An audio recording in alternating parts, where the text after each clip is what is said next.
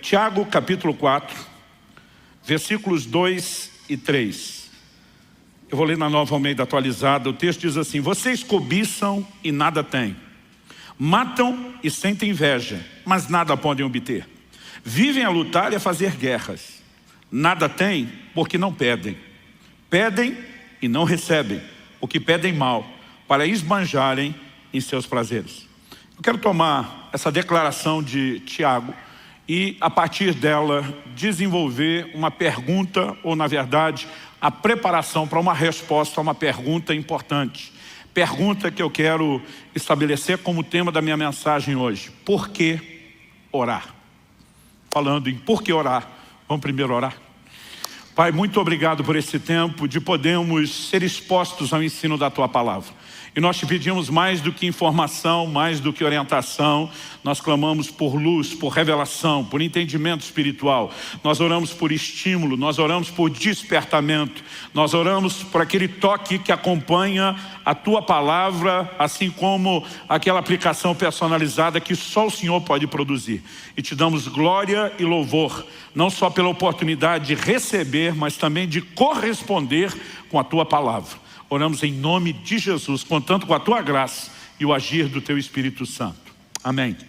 Bom, esse texto que nós vamos tomar como ponto de partida, uma declaração que Tiago, inspirado pelo Espírito Santo, faz, destaca pessoas que almejam coisas que não alcançam. Então, ele começa no início do verso 2 dizendo: vocês cobiçam e nada têm. A ideia da cobiça, não fala apenas de um desejo errado, mas de um anseio que não é suprido, que não é alcançado. Na sequência, ele diz: matam e sentem inveja, mas nada podem obter. De novo, a ideia é não alcançar aquilo que se deseja. Depois ele volta a enfatizar: vivem a lutar e a fazer guerra. Mas dessa vez ele conclui: nada tem porque não pedem. Ou como dizem as traduções mais antigas: nada tendes porque não pedis. Basicamente ele está dizendo que a razão de não alcançarem aquilo que querem é porque tentaram isso apenas pelas formas, eu diria, não só naturais, mas carnais, e excluíram aquilo que eu chamaria de uma grande chave de acesso à manifestação de Deus e ao sobrenatural, que é a oração. Em primeiro lugar, ele fala de pessoas que não experimentam a intervenção divina porque não oram. Mas depois ele fala de um grupo que até ora, mas não recebe de Deus, porque apesar de pedir, que é a coisa certa para se receber de Deus, orar, eles fazem a coisa certa do jeito errado e não conseguem resultados. Ou seja, tanto por um motivo não orar, como por outro orar de forma errada, eles acabam não acessando a intervenção divina. Eu tive o privilégio de nascer e crescer no lar cristão, então desde que eu me entendo por gente, eu ouço sobre oração. Mas eu tive o privilégio de ouvir não apenas o aspecto teórico da oração, gente falando a respeito do que a Bíblia diz ou da experiência de outros. Eu tive o privilégio de ver a oração funcionando dentro de casa enquanto eu era criado. E nesse ambiente de oração, nós vimos manifestações do poder de Deus e do sobrenatural na nossa família, que sempre tiveram um impacto positivo na minha vida. Mas foi depois dos 15 anos, com a experiência do batismo no Espírito Santo, que eu comecei a me sentir irresistivelmente, provocado, atraído para um lugar de oração. E digo irresistivelmente porque quanto mais eu entendi o que era a dinâmica de operação do Espírito Santo e quanto mais eu entendi que isso estava relacionado com a vida de oração, mais provocado eu me sentia. E por ser alguém que desde bem cedo começou a entender a importância pela própria Escritura do sobrenatural, eu queria viver isso. Eu sou de uma época onde já foi popular na igreja o ditado: onde há muita oração, há muito poder, uma clara referência ao poder de Deus. Mas onde há pouca oração, há pouco poder. Nem todo mundo concluía a terceira parte do ditado, que era óbvio: e onde não há oração, não há manifestação do poder de Deus. Então, eu sempre soube que a oração é uma chave de acesso para o sobrenatural. E se eu e você queremos viver as intervenções de Deus, nós precisamos entender a importância de uma vida de oração. Me lembro que ainda garoto, procurei uma vez um homem de Deus, falei: ora comigo. Ele falou: oro. Mas pelo que você quer que eu ore? Falei para ele: eu gostaria de ter mais experiências com Deus. Ele falou: se você quer ter mais experiências com Deus, em vez de estar me pedindo para orar por você, você que deveria estar desenvolvendo uma vida de oração. Porque diz, é lá na sua vida de oração que você vai ter as experiências que você está querendo alcançar comigo orando por você. Eu fiquei um pouco ofendido, achei ele rude e mal disposto, né? Sem vontade de abençoar os outros, mas de alguma forma eu percebi, não completamente naquele momento, que aquele conselho estava carregado de toda a verdade que eu precisava. Se havia um lugar onde o sobrenatural seria acessado, era na minha vida de oração, e não apenas pedindo oração para os outros. Quando você lê o livro de Atos, a maior parte das experiências extraordinárias narradas tem um pano de fundo em comum, que é uma vida de oração. No dia de Pentecostes, o que é que aquele povo estava fazendo no cenáculo? Atos 1,14 diz que eles perseveravam unânimes em oração. Então a experiência da visitação do Espírito Santo em Atos 2 foi gerada naquele ambiente de oração. Em Atos capítulo 3 nós temos um milagre de um paralítico sendo levantado na porta formosa do templo. A Bíblia diz que Pedro e João iam como de costume à hora da oração. Naquele desenvolvimento de uma vida de oração, eles começam a ver sinais e prodígios. Em Atos no capítulo 4, a Bíblia fala dos discípulos novamente sendo cheios do Espírito Santo. Mas não só eles, a Bíblia diz o lugar onde estavam reunidos tremeu. Você consegue imaginar uma reunião dessa? Onde o prédio, o ambiente que nós estamos todo é chacoalhado com o poder de Deus. E a Bíblia diz que todos foram cheios do Espírito Santo. E você vai seguindo a narrativa bíblica. Um anjo de Deus aparece para Cornélio, Atos 10. O que Cornélio estava fazendo? Orando. O apóstolo Pedro tem uma visão no telhado, em paralelo ao que está acontecendo com Cornélio. O que é que Pedro estava fazendo em cima do telhado, enquanto preparava a comida? A Bíblia diz que Pedro subiu, né, ao eirado para orar. Quando você olha a visão que Ananias tem, e o Senhor aparece a ele, tem um contexto, não só Ananias, mas Paulo especificamente, está 3 dias trancado, sem comer nem beber, orando, né? E o Senhor se manifesta a Ananias dizendo, vai lá, impõe suas mãos sobre Paulo, e nós vemos a experiência sendo provocada. O Senhor Jesus aparece para Paulo no templo. O que é que Paulo estava fazendo lá no templo? Piquenique? Não, estava orando. E você percebe que a oração é de fato uma porta para o sobrenatural, não apenas para experiências, mas também para vivermos, além das respostas às orações, um nível maior da manifestação do reino de Deus nessa terra.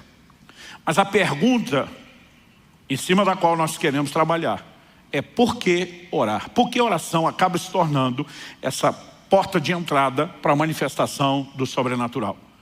E eu quero, antes de tentar trabalhar o conceito correto, eu quero trabalhar 2 questionamentos que eu particularmente me fiz muitas vezes e já vi muita gente, né, fazer o mesmo tipo de indagação e pergunta. Em primeiro lugar, eu quero trabalhar a ideia de que a oração não é meramente informativa. Ela não tem o propósito de comunicar a Deus uma necessidade. O Deus onisciente, que conhece tudo, o Deus presciente, que conhece as coisas antes de acontecerem, não precisa ser informado sobre um problema. Então, a oração não cumpre um papel de informar Deus sobre uma necessidade, uma vez que Ele já sabe de tudo. O segundo questionamento diz respeito à vontade de Deus. Muita gente me pergunta, mas Deus não faz o que quer, quando quer, como quer, do jeito que quer, uma vez que Ele é soberano? Eu digo para as pessoas, não confunda soberania com unilateralidade. Deus não age sozinho. Ele chama o tempo todo o homem para um lugar de interação. E Ele só faz isso porque Ele quis. Ele decidiu ser soberano do jeito dele. De vez em quando eu vejo gente dizendo que se Deus depende do homem para fazer alguma coisa, Ele não é soberano. Eu digo, se Ele precisar estar reduzido ao seu conceito de soberania, é que Ele não é soberano. Ele é soberano do jeito que Ele quer. Se Ele decidiu agir assim, se Ele decidiu revelar na sua palavra que as coisas funcionam assim, elas são assim, ponto final. Mas estritamente, quando você pensa, se Deus faz o que quer, como quer, do jeito que quer, então por que nós vamos orar? Ele já vai fazer o que faria, independente de eu orar. Ele não vai fazer nada porque eu orei. Então por que Ele me mandaria? Não apenas deixaria a porta aberta, mas me mandaria orar para que Ele faça o que Ele já ia fazer, independente da minha oração? Se nós não entendemos essas questões, provavelmente a nossa vida de oração não vai ser provocada ao nível de resposta que eu e você precisamos que ela seja. Então, há algumas verdades nas quais eu quero trabalhar, e eu vou mexer primeiro nesses 2 conceitos, para só depois responder por que orar. Então, uma das coisas que eu e você precisamos levar em consideração é que o reino de Deus, como um todo, suas verdades, seus princípios, não deveriam sofrer o que muitas vezes nós fazemos, que é uma leitura emocional. Um dia eu perguntei para alguém, por que é que você ora a Deus? Ela falou, eu oro a Deus porque Deus pode fazer qualquer coisa. Eu falei, mas o fato dele poder não significa que ele vai fazer.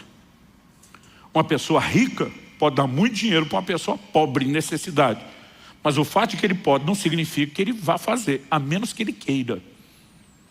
Eu falei, então apenas acreditar que Deus pode, não leva a mim e a você, provavelmente, a nenhum lugar prático, a menos que a gente entenda que Ele queira. Então a oração, ela precisa nos levar além do entendimento de que Deus pode agir. Nós precisamos compreender que o Deus que nos mandou orar tem prazer em responder orações e decidiu usar essa forma para que Ele pudesse se mover e realizar coisas extraordinárias na terra. Quando eu e você entendemos por que orar, nós vamos entender que Deus nos chamou a esse lugar de oração, porque nossas orações são parte fundamental do processo para que o sobrenatural se manifeste na terra. E aí nós começamos a entender que o Deus que nos chamou a orar não apenas pode, mas Ele quer responder, e isso já faz toda a diferença.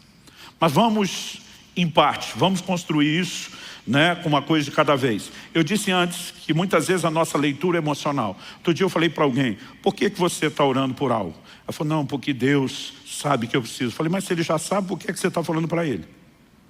Aí eu vi que a pessoa ficou quieta, ela falou, não pensei nisso antes.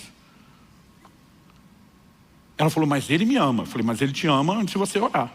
E se Ele não fez nada antes de você orar, por que você acha que Ele vai fazer depois? Mas eu estava tentando ajudar essa pessoa a pensar um pouquinho mais e sair fora só daquela esfera emocional. E eu tive que parar a conversa, porque em vez de ajudar a fé dela a crescer, eu vi que eu estava levando essa pessoa para o lugar de incredulidade. Eu falei, não estou falando dessas coisas como se eu não acreditasse. Eu acredito, eu tenho vivenciado isso. Só quero te ajudar a entender a mecânica, a dinâmica que está por trás da vida de oração. Então, algumas coisas que eu e você precisamos entender é que o reino de Deus, em tudo, na sua expressão, é baseado, é constituído de leis que o próprio Deus estabeleceu. Tratam-se de leis espirituais. Essas leis regem, assim como Deus criou leis físicas que regem a natureza. A lei da gravidade é uma delas. E mantém todas as coisas no seu devido funcionamento. O reino espiritual tem leis que o Criador estabeleceu. E nós precisamos entendê-las para que a gente possa se mover de forma adequada dentro do reino de Deus, não com mero conceito emocional, mas com consciência, com revelação bíblica. Então, a primeira questão é que nós precisamos jogar fora dessa equação a ideia de que oração é informativa. Eu lembro quando adolescente, vi um pastor pregando sobre oração e ele falou, você precisa argumentar com Deus a ponto de convencê-lo que você precisa de algo. Pensei, se eu tiver que convencer Deus, eu estou lascado. Falei, é uma disputa injusta. Ele já sabe o argumento que eu vou usar antes, você está preparado para tudo? Eu falei, quem que ganha uma discussão dessa? Quem que argumenta nesse nível? E eu percebi que embora a tentativa daquela pessoa fosse boa, a intenção fosse boa, muitas vezes algumas declarações que transformamos de uma forma absoluta, elas não são bem assim. Eu e você precisamos entender que o propósito da oração não é informar Deus. Jesus diz em Mateus capítulo 6, quando no Sermão do Monte está ensinando sobre oração, ele diz, versículos 7 e 8, e orando, não usem vãs repetições como os gentios, porque eles pensam que por muito falar serão ouvidos. Não sejam, portanto, como eles, porque o Pai de vocês sabe o que vocês precisam antes mesmo de pedirem. Ou seja, antes de você pedir, Deus já sabe o que você precisa. Então, na hora que você pedir, e Jesus não está dizendo para não pedir. Quando você olha o texto, ele está justamente dizendo, quando vocês orarem, orando, ou seja, é para orar, mas ele está dizendo, o propósito da oração não é informar Deus. Pastor, o senhor está dizendo que a gente não deveria repetir a oração? Não é isso que Jesus está falando. Ele está dizendo que nós não devemos usar de vãs repetições. Em outras palavras, acredito que ele está falando que a oração não deve ser transformada numa fórmula, numa espécie de reza que é repetida e você tem o conceito errado de que vai vencer Deus na canseira. Alguns acham que por muito falar serão ouvidos. Já vi gente distorcer o que Jesus ensinou em Lucas 18. Quando ele conta uma parábola sobre uma viúva que é chamada de viúva importuna. Já vi gente dizendo, você tem que importunar Deus, incomodar Deus. E eu olho e digo, não foi isso que Jesus ensinou. Jesus fala de uma viúva que importunou um juiz iníquo. Esse juiz não é a figura de Deus. Ele não reflete o caráter de Deus. Ele é um homem ímpio, sem valores. Ele não estava nem aí para fazer justiça para aquela mulher. Mas ele cedeu pela importunação, porque foi incomodado.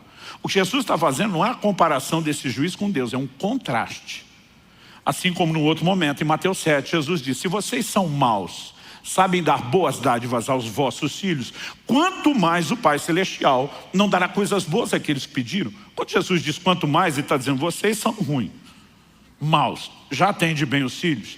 Imagina Deus que é bom. Não é mera comparação, é um contraste, é um destaque. Ele está dizendo que Deus está em outro patamar. Em outras palavras, Jesus está dizendo: ele não vai ser vencido pela importunação. O que você precisa entender é que há nele uma disposição de te atender e de fazer algo em seu favor. Quantos estão entendendo?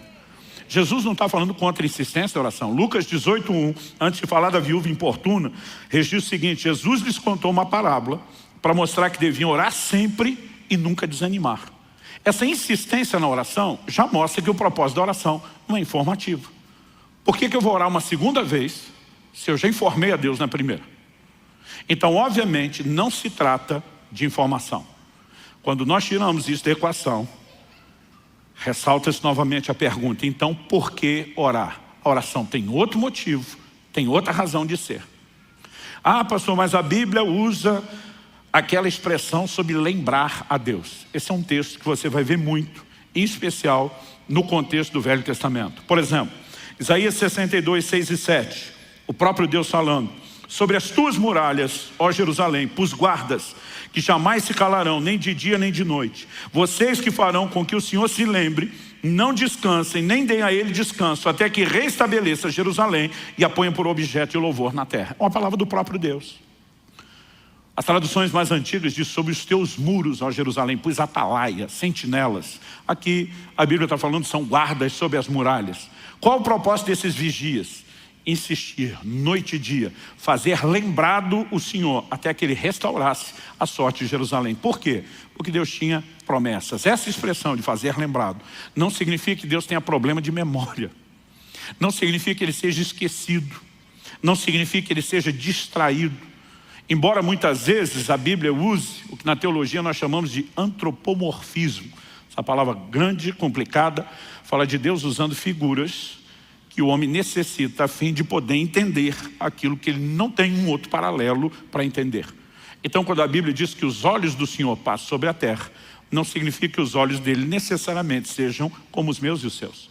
Quando a Bíblia fala da mão do Senhor, não significa que necessariamente Deus tem uma forma física humana como a nossa ou como a que Jesus assumiu.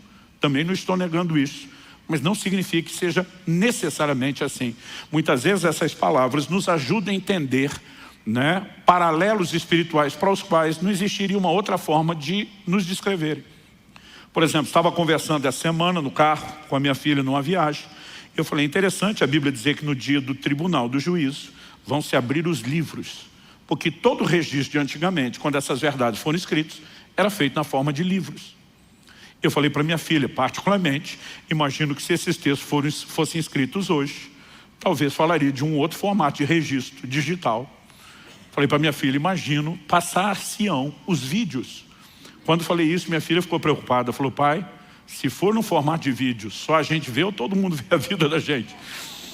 Eu falei: você tem algo a temer? Ela falou: não, mas seria uma coisa muito estranha, a gente assistir a vídeo de todo mundo. Ela falou: é gente mais. Eu falei: tempo é o que não vai faltar na internet, na eternidade, E ela olhou para mim e falou: você está falando sério? Eu falei: não, estamos brincando, especulando.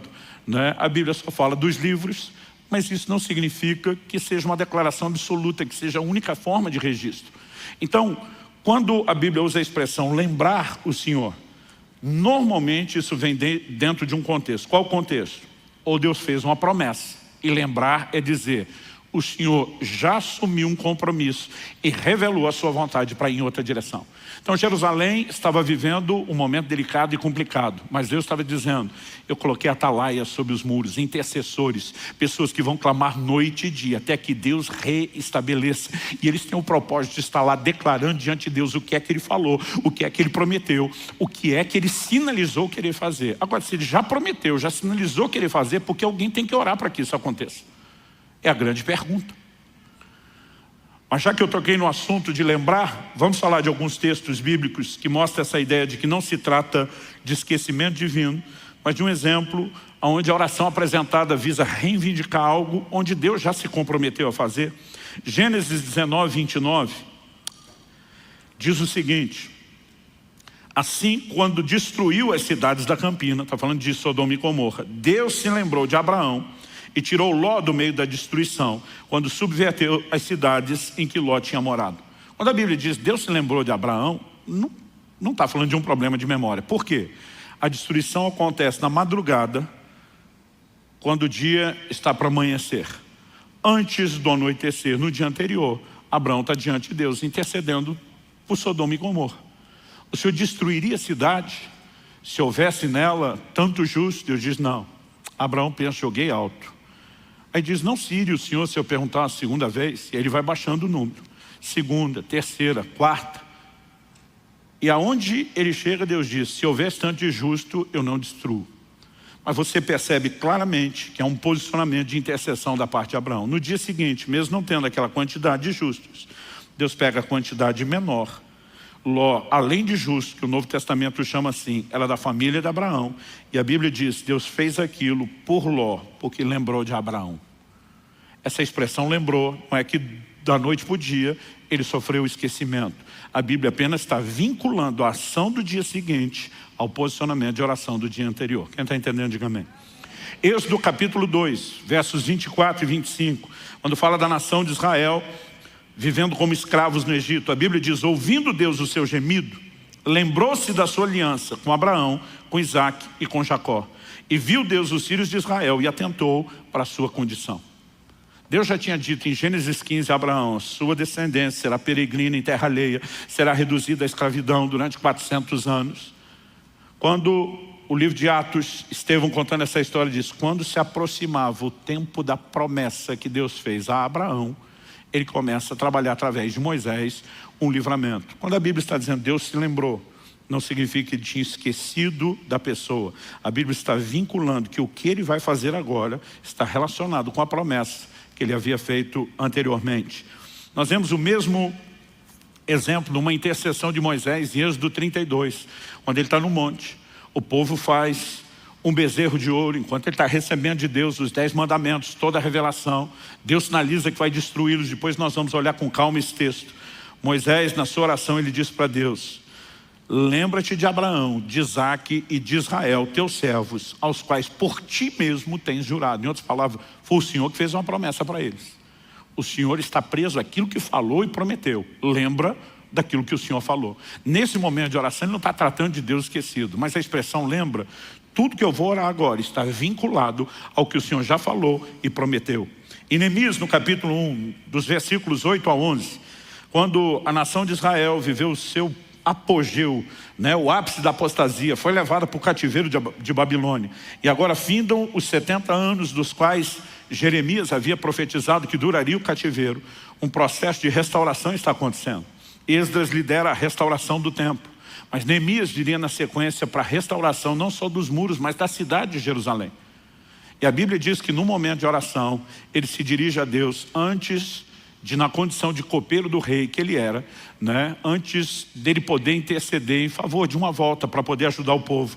A Bíblia diz a oração dele, Neemias 1, de 8 a 11, está registrada assim, lembra-te da palavra que ordenaste a Moisés, teu servo, dizendo, se transgredides, eu vos espalharei por entre os povos. E é isso que tinha acontecido com eles. Mas a palavra não era só essa. Ele diz, mas se vos converterdes a mim e guardardes os meus mandamentos e os cumprides, então ainda que os vossos rejeitados estejam pelas extremidades do céu, de lá os ajuntarei e os trarei para o lugar que tenho escolhido para ali fazer habitar o meu nome, que era Jerusalém. Estes ainda são teus servos. Agora ele está falando para Deus em favor do seu povo. E o teu povo que resgataste com teu grande poder e com a tua mão poderosa. Ah, Senhor, estejam, pois, atentos os teus ouvidos à oração do teu servo, e a dos teus servos se agradam de temer o teu nome. Concede que seja bem sucedido hoje o teu servo e dá-lhe mercê perante esse homem. A Bíblia diz que ele termina dizendo, nesse tempo eu era copeiro do rei. Essa expressão, lembra-te da tua palavra, Lembra daquilo que o Senhor falou. Nunca tem um papel informativo. Já que o senhor esqueceu, estamos aqui te fazendo recordar. É apenas um posicionamento de reivindicação. É a sua promessa, é a sua aliança, é o seu compromisso. E daqui a pouco nós vamos entender a importância de orar alinhado à vontade de Deus. Mas em primeiro lugar, a gente precisa eliminar a ideia de que não se trata meramente de informação. Em segundo lugar, vamos procurar entender esse questionamento a respeito da vontade de Deus. Se Deus faz o que quer, quando quer, só do jeito que quer, como se Ele agisse de forma unilateral, qual o sentido de orar? Como eu disse antes, Ele já vai fazer o que Ele quer, independente da gente pedir ou não. E se a gente pedir alguma coisa que Ele não quer, Ele também não vai mudar o que quer porque a gente pediu. Então qual o sentido de orar? Não só qual o sentido de orar, qual o sentido de Deus nos mandar orar? Será que isso tudo seria mera encenação? Será que Deus apenas olhou lá do céu e disse, esse povo não tem o que fazer, vamos deixar eles acreditar que eles influenciam alguma coisa, mesmo que isso não leve eles a lugar nenhum? Será que é assim que Deus agiria?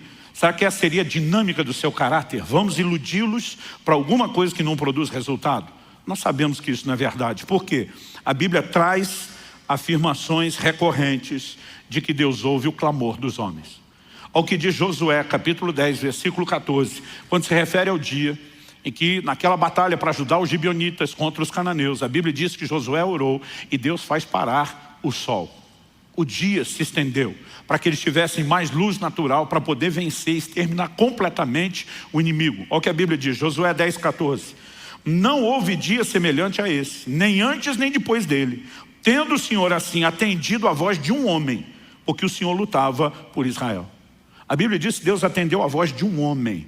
A Bíblia não diz que isso aconteceu apenas porque Deus predeterminou no seu conselho por si mesmo que faria isso, alguém pedindo ou não. Aliás, essa palavra traduzida, atendeu. E eu particularmente acredito que atendeu é a melhor opção de tradução no contexto. Mas ela muitas vezes é traduzida como ouvir, no sentido não só de escutar, mas de realmente responder e atender alguém. E ela muitas vezes é traduzida como obedecer. Nós sabemos que isso não se aplica a Deus, porque nós devemos obediência a Ele, não Ele a nós. Mas a Bíblia está dizendo que Deus fez porque um homem pediu.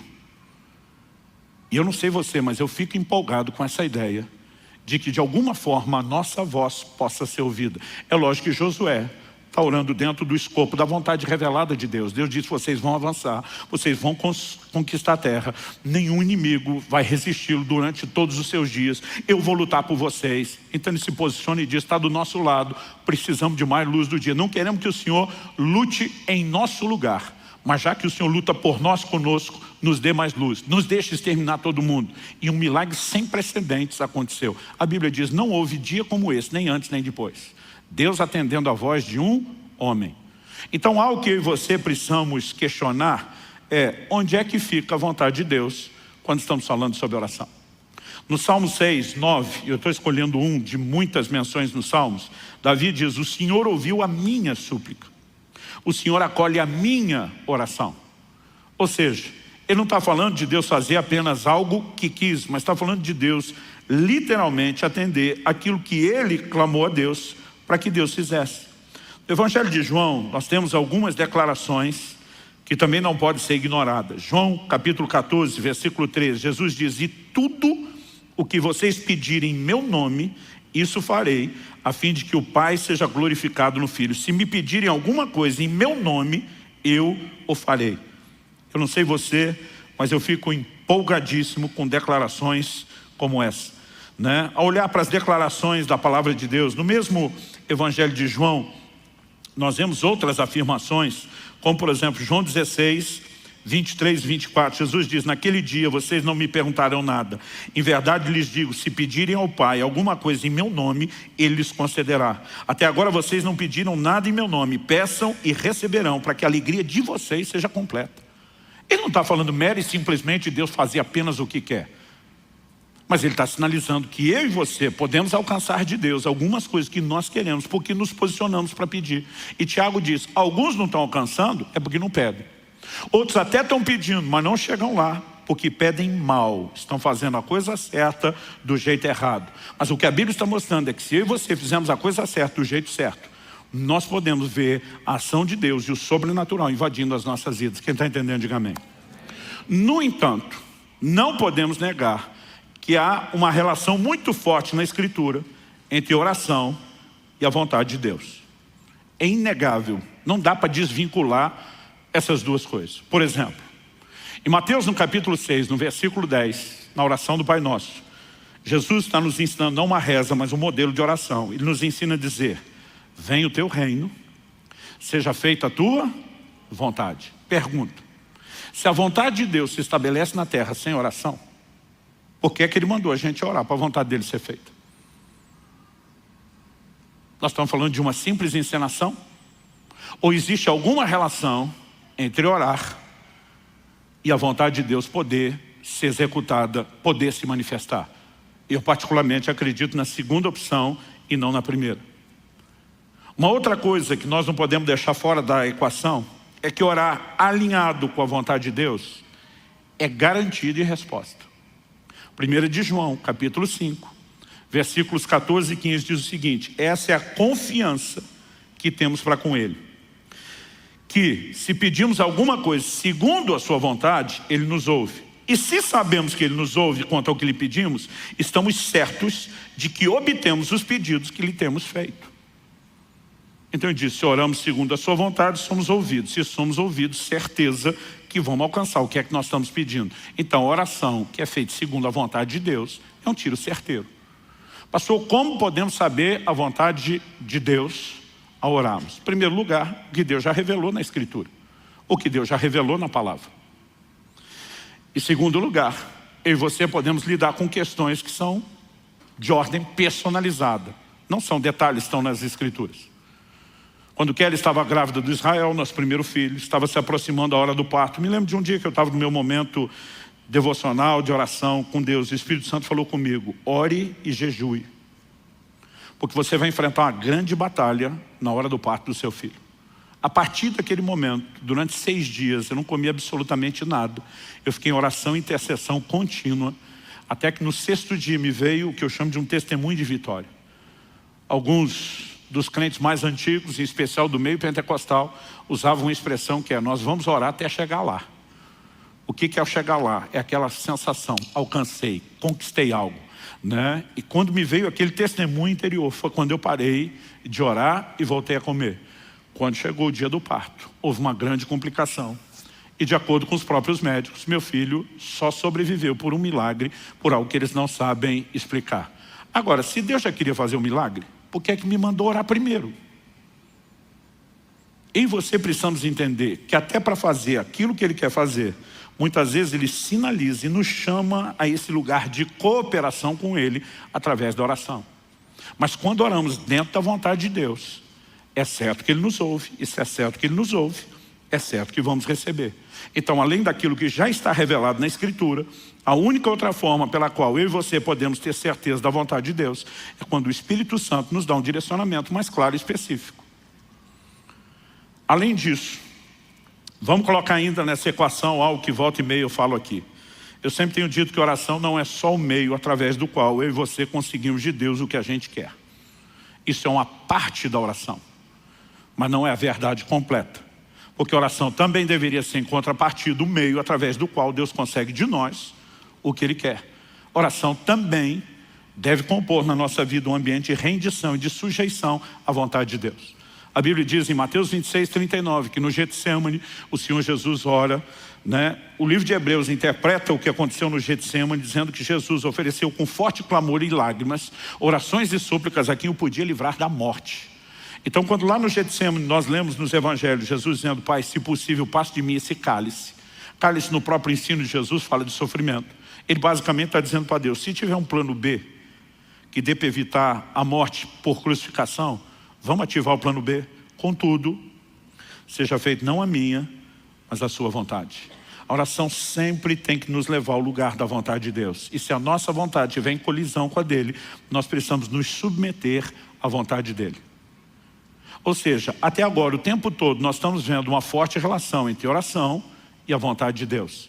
Essa é uma das razões pelas quais as expressões de fazer lembrar do Senhor não tem papel informativo, mas são um posicionamento de dizer: o Senhor já revelou sua vontade na palavra E nós apenas estamos colocando isso diante do Senhor para que fique claro que não estamos orando fora da sua vontade. Entender que há uma relação forte entre a oração e a vontade de Deus é importante. Mas não apenas entender que Deus não vai atender uma oração fora da sua vontade. Isso também é verdade e tem que ser trazido para dentro dessa ideia. Nós temos orações na Bíblia que foram ignoradas. Um exemplo disso, o que você vê em 2 Samuel, capítulo 12. Depois que Davi comete o pecado de adultério com Batseba, de homicídio de Urias, Natã, o profeta, é enviado a ele. Expõe e denuncia o pecado dele, anuncia uma palavra de juízo dizendo essas serão as consequências dos seus atos de pecado. E entre eles, Natã diz, a criança que foi gerada nessa relação pecaminosa vai morrer. Quando a criança adoeceu gravemente, Davi passa 7 dias prostrado, com a cara no chão, jejuando, clamando misericórdia sobre a criança. Mas o quadro dela não mudou. Porque Deus já havia sinalizado sua vontade. Você pecou, o juízo está acontecendo, você vai colher o fruto que você fez. E a situação não muda.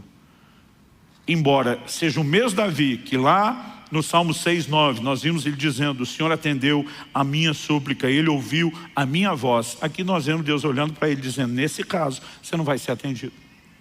Aliás, vamos tirar um exemplo pessoal só de Davi e vamos tentar ter um olhar mais abrangente, genérico. Provérbios 28:9 diz assim, quem desvia os ouvidos de ouvir a lei, aqui a lei de Deus, a palavra de Deus, até a sua oração será abominável. Ou seja, uma pessoa que está andando contrária à palavra de Deus, em deliberada quebra de mandamentos divinos, sua oração não só não será atendida, como a Bíblia diz, é abominável a Deus. Então é evidente que nossas orações têm um poder extraordinário dentro do escopo da vontade de Deus. Ou seja, orações fora da vontade de Deus não serão atendidas. Por outro lado, me parece muito claro também na Escritura que a vontade de Deus, sem as nossas orações, também não será executada. Então, qual seria a razão pela qual Deus nos chama a orar pelo cumprimento da sua vontade? E não estou falando só de Mateus capítulo 6, venha teu reino, seja feita a sua vontade. Por exemplo, me acompanhe em primeira carta de Paulo a Timóteo, no capítulo 2, 1 Timóteo, capítulo 2, e vamos ler junto a partir do versículo 1. O apóstolo diz assim, antes de tudo. Sabe o que significa essa expressão traduzida do original grego aqui como antes de tudo? Significa antes de tudo. Às vezes a gente sempre quer um significado diferente, mas é isso mesmo. Em outras palavras, ele está dizendo, não tem nada mais importante, isso aqui é primordial, é o ponto de partida, vem antes das demais coisas. Antes de tudo, o que é que vem antes de tudo? Peço e façam súplicas, orações, intercessões e ações de graças em favor de todos os homens, ou dependendo da versão de todas as pessoas. Pergunta, por que é que Deus quer que a gente ore por todo mundo? O apóstolo continua, inspirado pelo Espírito, e diz, ore em favor dos reis e de todos os que exercem autoridade. Isso aqui não é só privilégio, é responsabilidade da igreja orar pelos governantes. O texto diz, para que vivamos vida mansa e tranquila, com toda piedade e respeito. Quantos acreditam que Deus quer que a gente tenha uma vida mansa e tranquila? Mas ele está dizendo, ore pelos reis e governantes, para que vocês possam ter isso. Em outras palavras, ele está dizendo, você não vai ter isso apenas porque eu quero. Você vai ter isso se você orar. Porque se você orar, eu vou poder fazer o que eu quero. Se você não orar, não vou poder fazer o que eu quero. Aliás, o texto continua e diz no versos 3 e 4. Isso é bom e aceitável, dependendo da versão, agradável, diante de Deus, nosso Salvador. Que é bom e aceitável, orar por todos os homens. Aí ele diz no verso 4. O qual deseja que todos sejam salvos e cheguem ao pleno conhecimento da vontade, da verdade. Mas se Deus deseja a vontade dele salvar todo mundo, por que é que eu tenho que orar? Pois é. O tempo todo é o que a Bíblia nos mostra, que a vontade de Deus sem oração não será executada. Por outro lado, a oração fora da vontade de Deus também não será atendida. Mas existe uma combinação entre oração e vontade de Deus que se torna uma química explosiva. E aí nós voltamos à pergunta do início. Por quê? Por que a oração é tão importante e necessária? E acredito que para a gente poder responder isso, nós precisamos de uma visão panorâmica, abrangente, maior. E precisamos olhar ao longo das Escrituras qual é o propósito de Deus desde o início com o homem em relação à terra. Alguém disse com muita propriedade que para entender o propósito você tem que voltar no início. Quando questionaram Jesus a respeito de divórcio e casamento, Jesus disse: nunca lestes que desde o princípio Deus os fez homem e mulher, e disse: deixará o homem seu pai e sua mãe, né? Se unirá a sua esposa, os dois terão a sua carne. Jesus vai lá no primeiro casal para estabelecer o padrão e o propósito de Deus para o casamento. Porque voltar à origem muitas vezes nos ajuda a entender o propósito. E quando falamos a respeito disso, quando você olha para a criação, lá em Gênesis, no capítulo 1, qual foi a declaração de Deus a respeito do homem? Ele diz em Gênesis 1, 26, Deus disse: façamos o ser humano a nossa imagem, conforme a nossa semelhança. Tenha ele domínio. Deus depois, o verso 27 diz assim: Deus criou o ser humano, a sua imagem, a imagem de Deus o criou, homem e mulher os criou. O verso 28 diz: Deus os abençoou e lhes disse: sejam fecundos, multipliquem-se, encham a terra e sujeitem-na. Aqui ele está falando da terra. Daí ele diz: tenham domínio sobre os peixes do mar, sobre as aves do céu e sobre todo animal que rasteja sobre a terra. Como é que a Bíblia se refere a esse mesmo episódio? No Salmo 8, dos versos 4 ao 8, a Bíblia diz: que é o homem para que dele te lembres, e o filho do homem para que o visites? Fizeste-o, no entanto, por um pouco menor do que Deus. De glória e de honra o coroaste. Deste-lhe domínio sobre as obras da tua mão, e sob seus pés tudo lhe puseste. Aí ele afirma nos versos 7 e 8: ovelhas, bois, todos, também os animais do campo, as aves do céu, os peixes do mar, e tudo que percorre as veredas dos mares. Deus não estava dando domínio só sobre os animais, sobre toda a terra, sobre toda a criação, sobre tudo que Deus fez. O homem é chamado de a coroa da criação, não apenas porque é feito no final, mas a Bíblia diz: Deus o coroa de glória e de honra. Ele foi feito um pouco menor do que Deus, a imagem e semelhança de Deus. E aí Deus diz: tudo isso que eu criei, estou entregando a você. Você sujeita, você governa. Eu diria que a razão pela qual eu e você precisamos orar é uma questão de legalidade. Eu diria que é uma questão de jurisdição.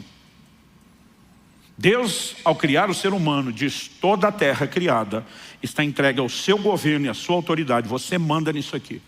E basicamente o próprio Deus que empoderou o homem para governar sobre a terra diz: para que eu possa agir, eu não passo por cima da autoridade que eu lhe concedi. Você precisa me solicitar formalmente para que eu possa interferir. O Salmo 115, 16 resume isso dizendo: os céus são os céus do Senhor, mas a terra Deus a deu aos filhos dos homens. Por que é que Jesus nos ensina a orar dizendo: venha o teu reino, seja feita a tua vontade aqui na terra como é feita nos céus? Porque na jurisdição dele, a vontade dele se estabelece sem restrição. Mas para que ela possa se estabelecer aqui, eu e você temos que clamar. Essa é a razão pela qual a vontade de Deus sem oração não se cumpre, e também pela qual a oração fora da vontade de Deus não atrai a intervenção dele. Mas é a razão pela qual a combinação das duas coisas é uma química explosiva. Quem está entendendo, diga amém. O que eu e você precisamos entender é que inclusive ratifica a autoridade que Deus deu ao homem. Outro dia alguém me perguntou: pastor, mas se o que o senhor está falando fosse verdade, que o homem tem autoridade sobre a terra e Deus não quer passar por cima e ele espera uma solicitação, como é que ficam as declarações de que a Bíblia diz que do Senhor é a terra e a sua plenitude? Deus não transferiu a posse do que lhe pertence. Deus lhe transferiu a autoridade de governo por tempo determinado. Mas até que o prazo de arrendamento encerre, ainda que tudo pertença a Deus, a autoridade foi dada ao homem. Aí alguém me disse: ok, mas então o diabo também não poderia agir na terra, e parece que ele está meio solto. Eu falei: ele está. Diferente de Deus, ele está. E alguém me perguntou por quê? Eu falei: vamos para a tentação de Jesus no deserto. Lucas 4, versos 5 e 6. A Bíblia diz que Jesus, quando está sendo tentado pelo diabo, num dos momentos, o diabo lhe mostrou todos os reinos, as glórias do mundo, e diz para Jesus: tudo isso te darei, se prostrado me adorares. O diabo diz assim para Jesus: porque me foi entregue, e eu dou a quem eu quiser. Jesus não olha para o diabo e diz: mentiroso, nada disso é teu. Até porque se fosse mentira, não seria uma tentação.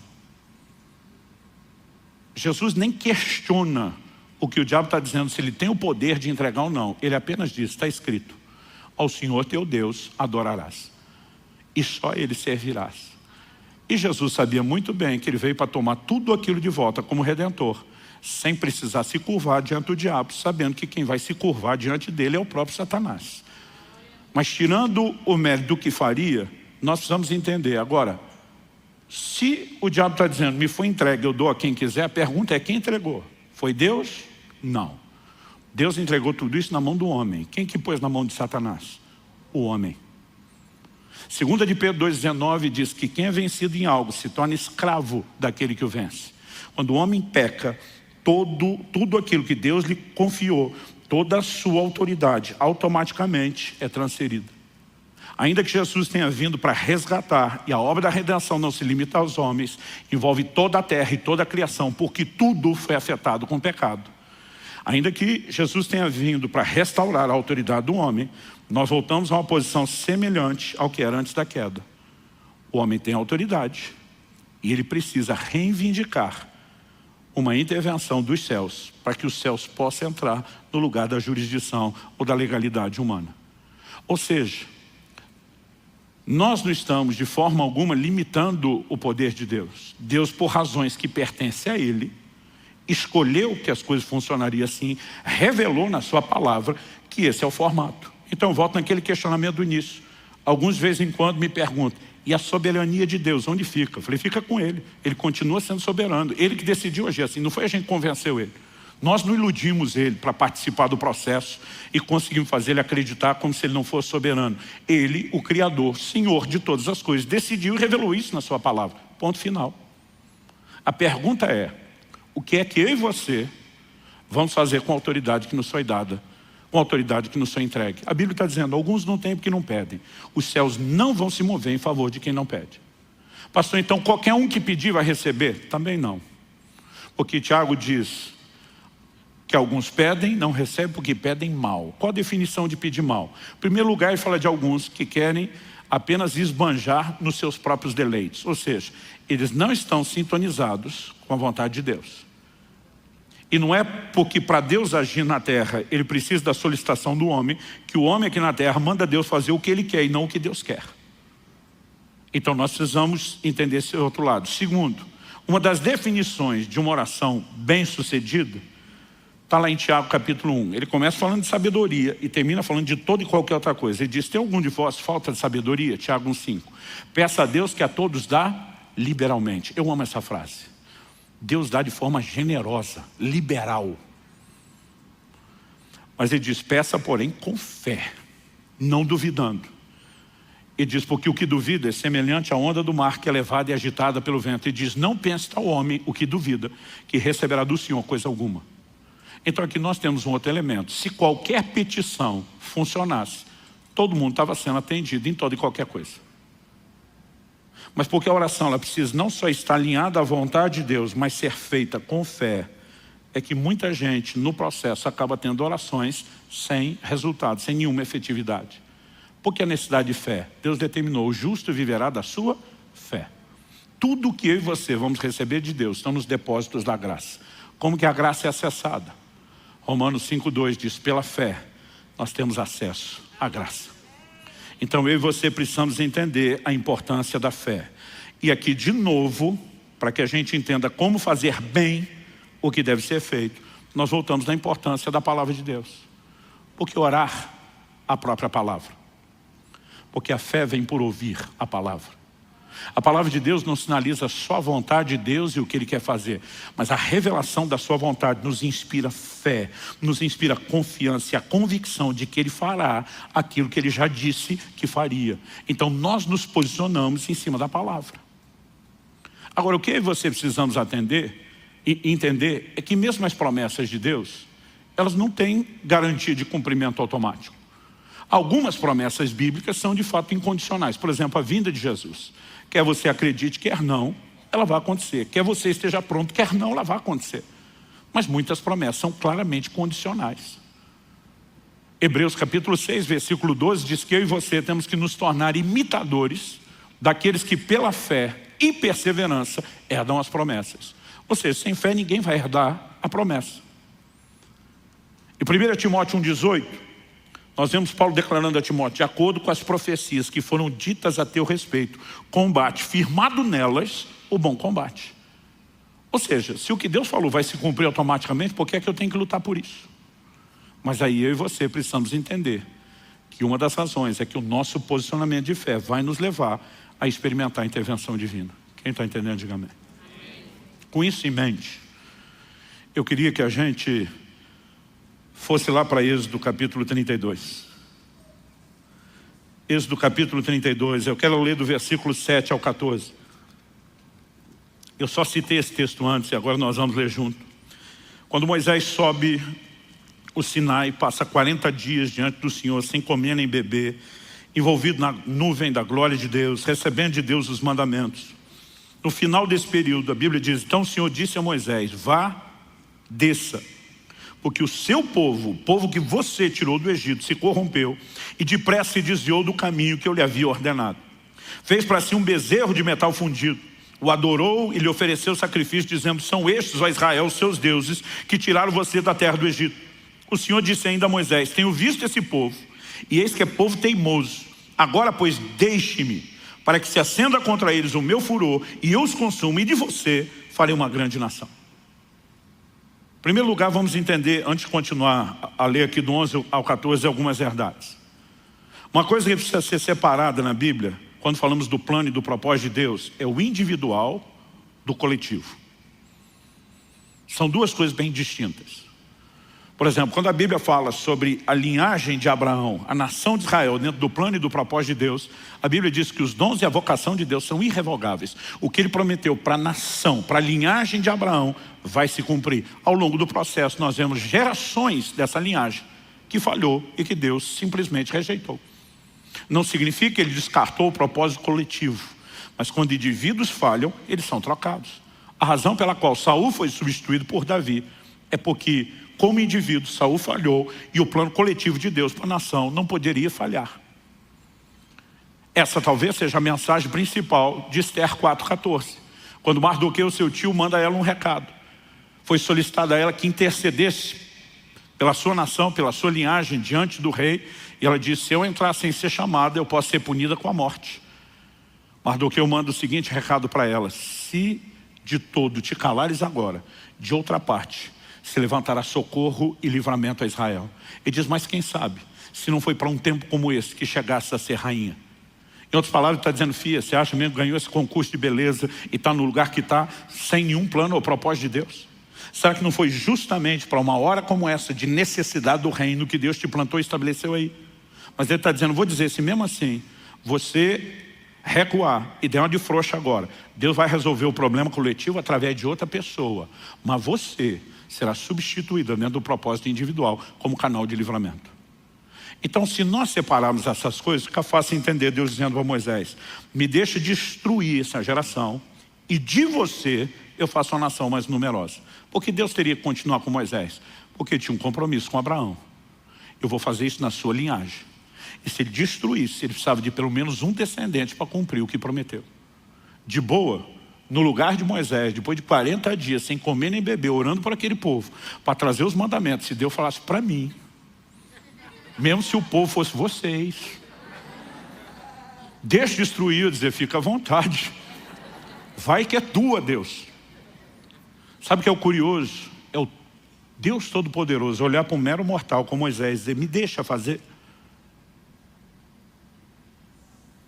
E o mais interessante, o assustador, é Moisés olhar de volta e dizer: não deixo não. Qual o posicionamento de Moisés? Vamos continuar a partir do verso 11. Porém Moisés suplicou ao Senhor seu Deus, dizendo: ó Senhor, por que acende a tua ira contra o teu povo, que tiraste da terra do Egito com grande poder e forte mão? Deixa eu fazer uma pausa aqui. Você viu como a conversa começa? Começa Deus dizendo para Moisés: o teu povo, que você tirou do Egito. Moisés diz: por que é que o Senhor está incomodado com o teu povo? Na fase mais ou menos ali de pré-adolescência, eu lembro, eu frequentava muito o pronto-socorro do hospital relativamente perto de casa. Só na fase de pré-adolescência foram 14 vezes. Ou engessava, ou costurava, sempre estava resolvendo alguma coisa. Eu lembro quando meu filho nasceu, a primeira oração que eu fiz, depois de dedicá-lo a Deus: Senhor, que ele não seja como eu fui, que deu um pouco de paz aos pais, que pela primeira vez eu entendi o lado dos meus pais. E eu lembro que eu tinha caído de uma árvore, eu tive uma luxação tão séria na mão esquerda, que não quebrou nada, mas o encaixe todo da mão saiu, e a mão veio parar na parte de cima aqui do punho, onde fica o relógio.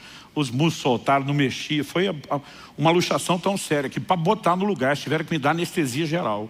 E engessaram todo o braço, né, para que houvesse uma recuperação com tempo para aquela musculatura. Eu de braço engessado, no dia seguinte já estava na rua brincando. E tinha um terreno baldio do lado de casa. E para encurtar a história só, em algum momento no meio do mato, eu não tinha noção daquilo, me joguei para o meio do mato e tinha um garrafão de vinho quebrado que alguém jogou.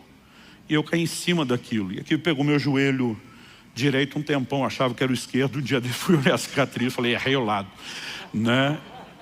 Ou ela mudou de lado algum dia desse enquanto eu dormia. Eu estou mais propenso a pensar que foi a primeira. Mas, gente, eu rasguei o joelho assim de aparecer os ligamentos. Foi um negócio assim feio. Eu lembro que eu voltei para casa de braço gestado, arrastando a perna, aquilo sangrando. Gente, eu não vou esquecer esse dia. Primeiro, meu pai olhou para mim e disse assim, não abra a boca. Ele pegou um vidro de mertiolate. Então eu lembro que mertiolate antigamente não era mertiolate de hoje. Ou a gente que era mole ou mertiolate que era pior.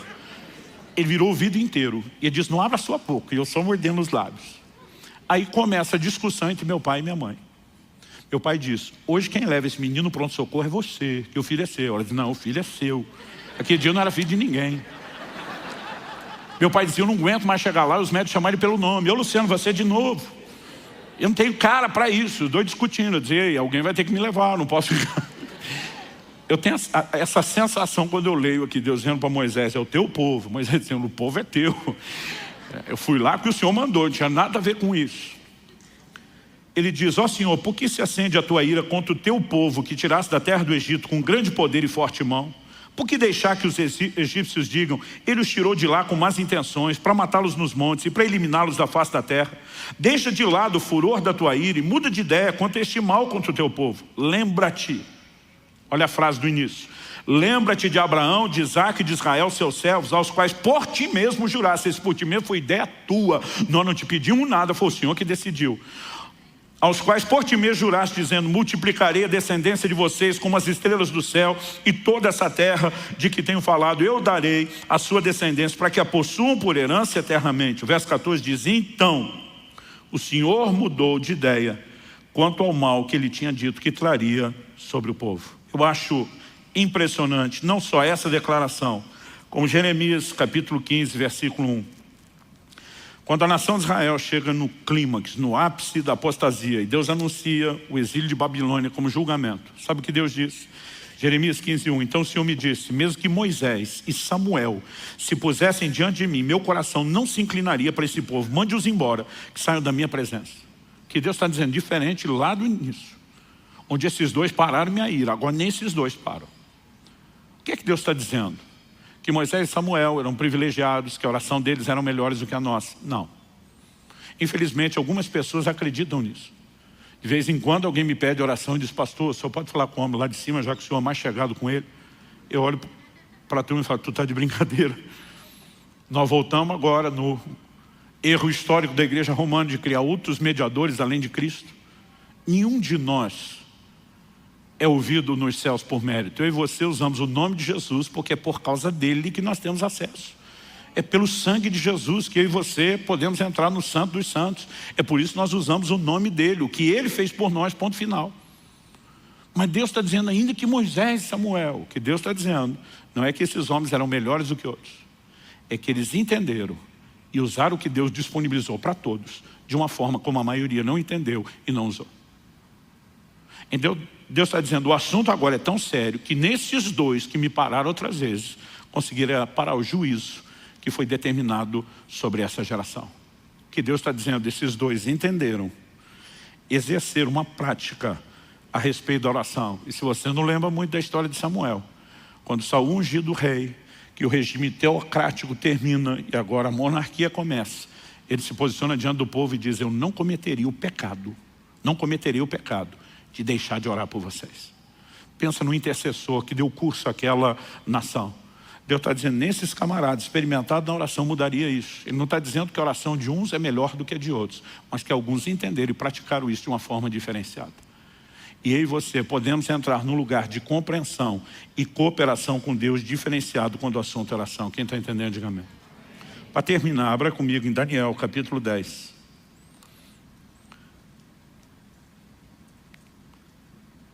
Daniel, capítulo 10.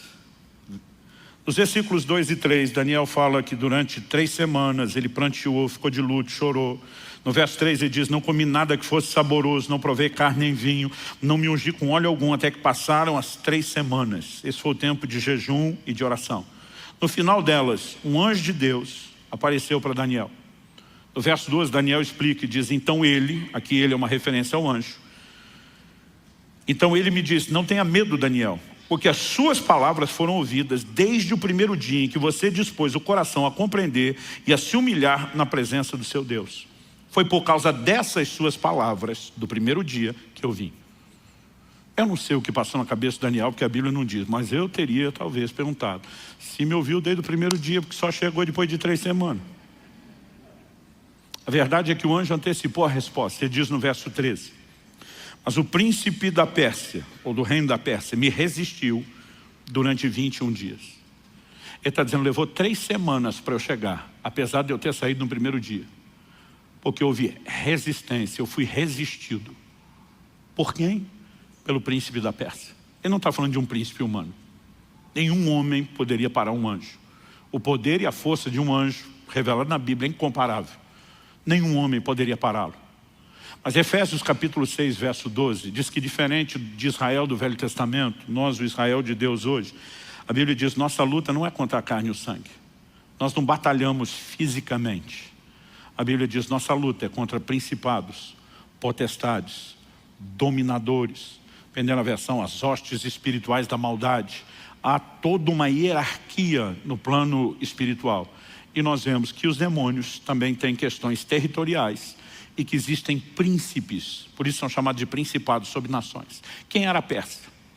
A Pérsia, junto com a Média, havia acabado de assumir o lugar de Babilônia e estava exercendo o controle do mundo dos seus dias.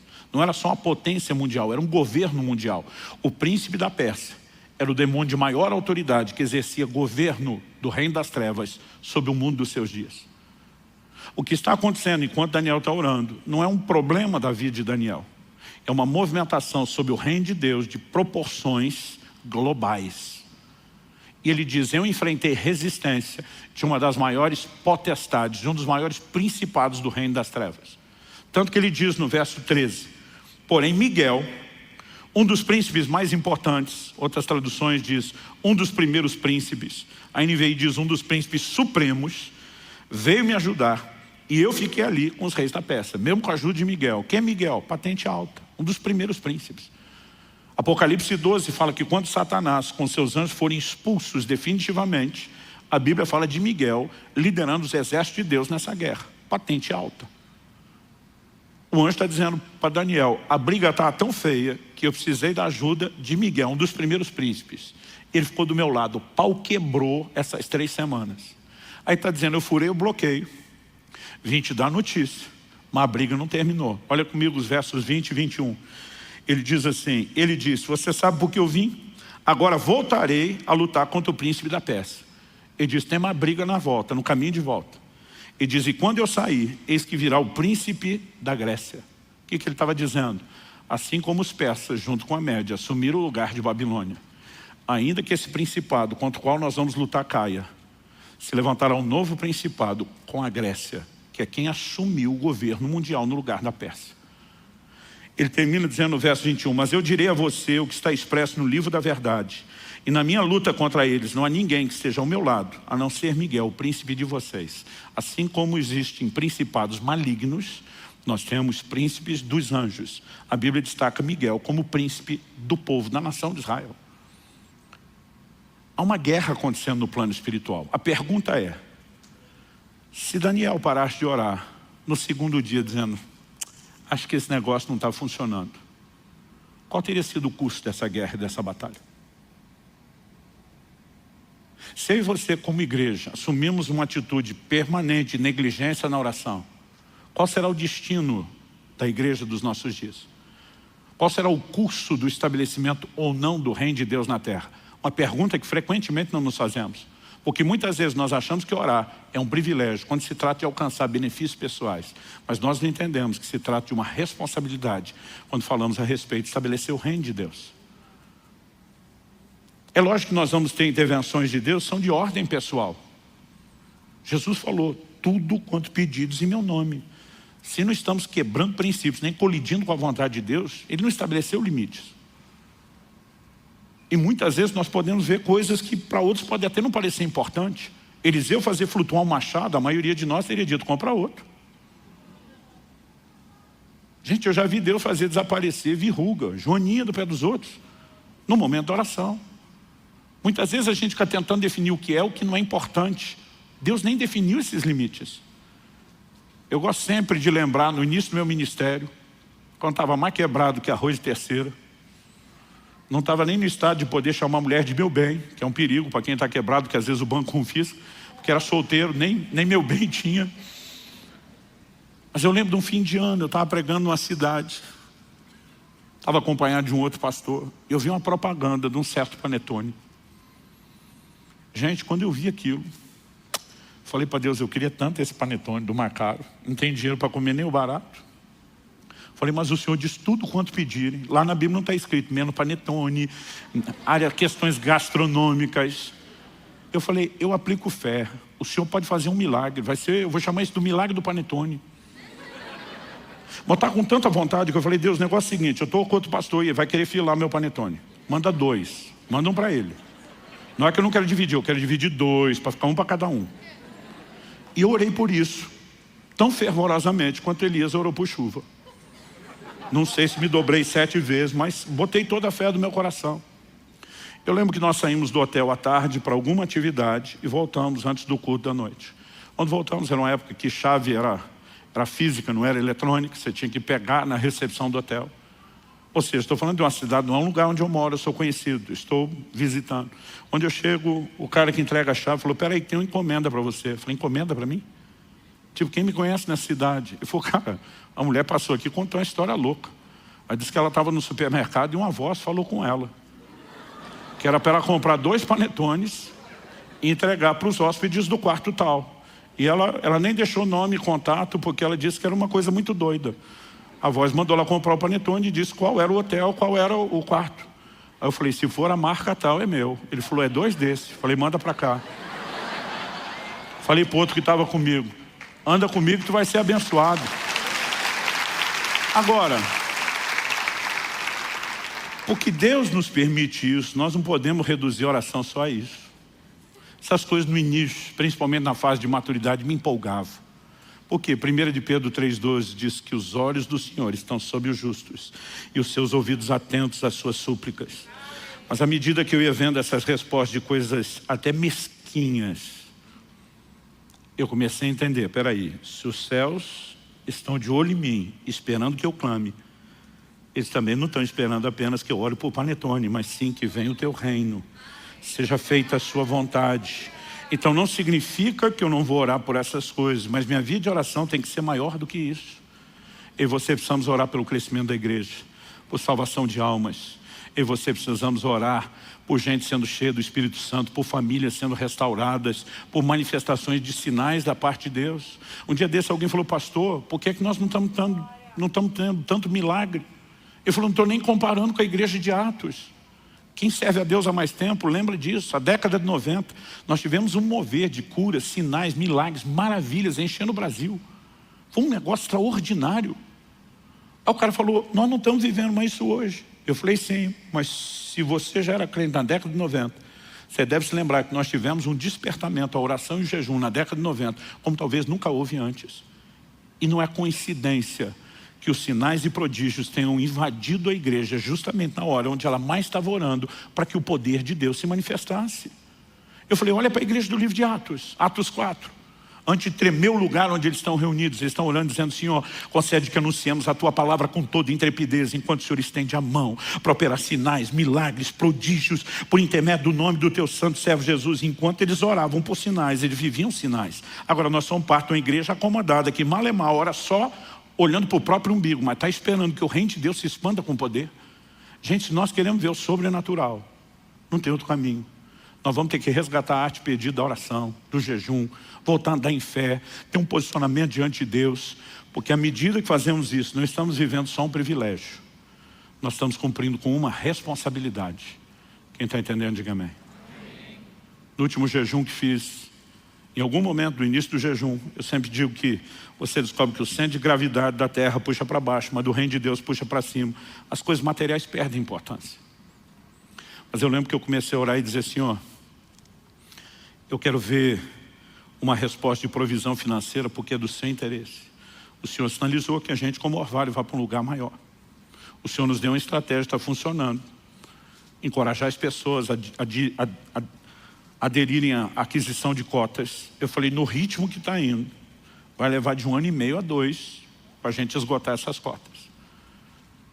Eu falei, eu gostaria de ver um sinal teu.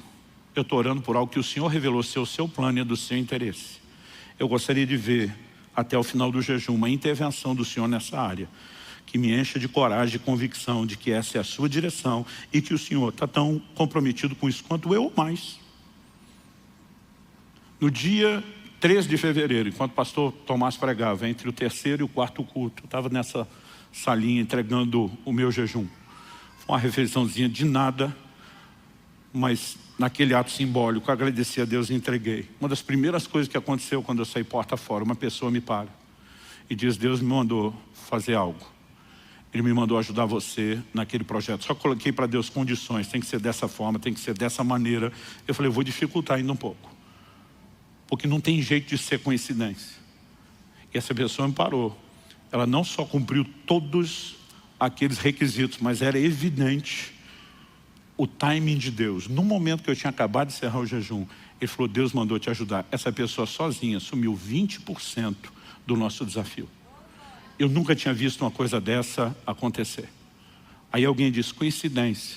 Eu falo, é interessante como acontece coincidência na vida de quem ora e jejum. De vez em quando eu falo para um ateu, curta a sua incredulidade, que eu curto minha fé, né?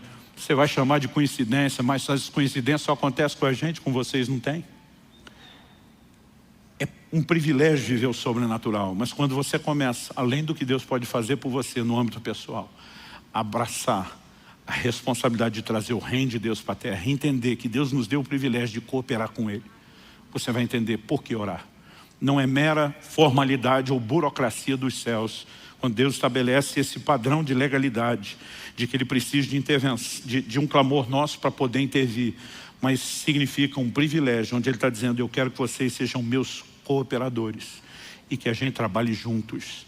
E ser chamado para esse nível de parceria com alguém como Deus, tem que ser entendido como um baita de um privilégio. Isso torna suave a definição da responsabilidade, porque é muito pesada a definição do privilégio. Vamos ficar em pé para parecer que está acabando.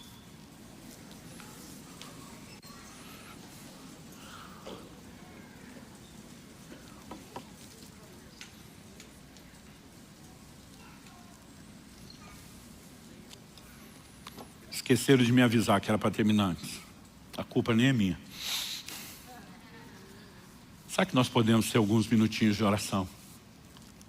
Onde a gente possa, diante de Deus, dizer, Senhor, que essas verdades sejam entendidas, que elas sejam absorvidas, que elas entrem, que elas produzam resultado na nossa vida. Fale com Deus no seu lugar, do seu jeito, da sua maneira, com as suas palavras.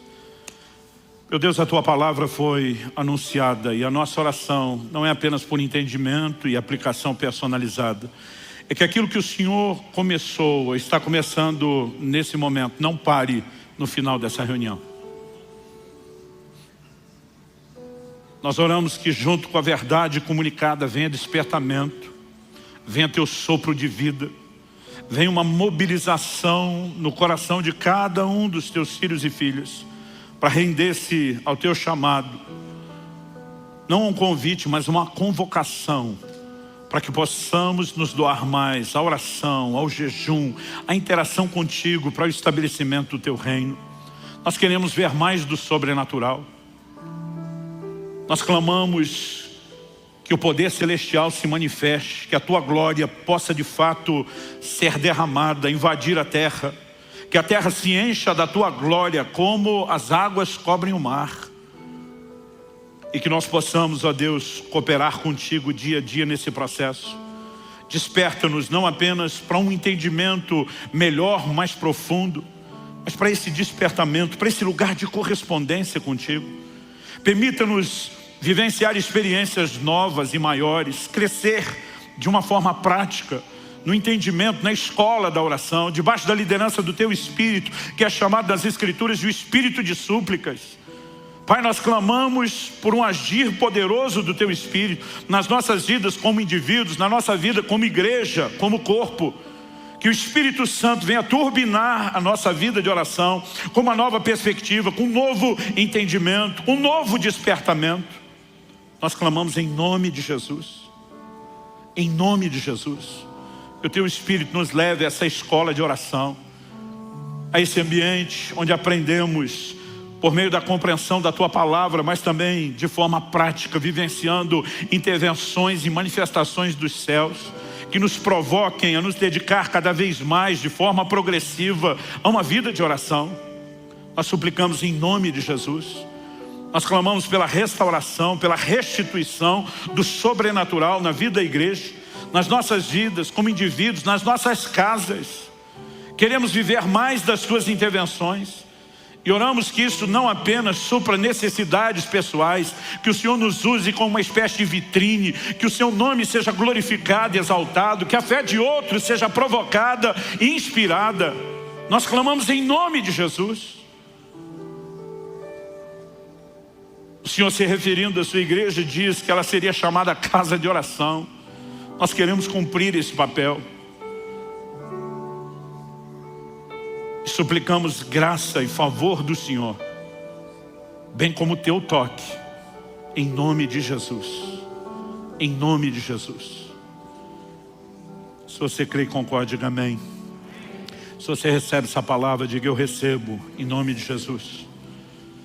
Glória a Jesus.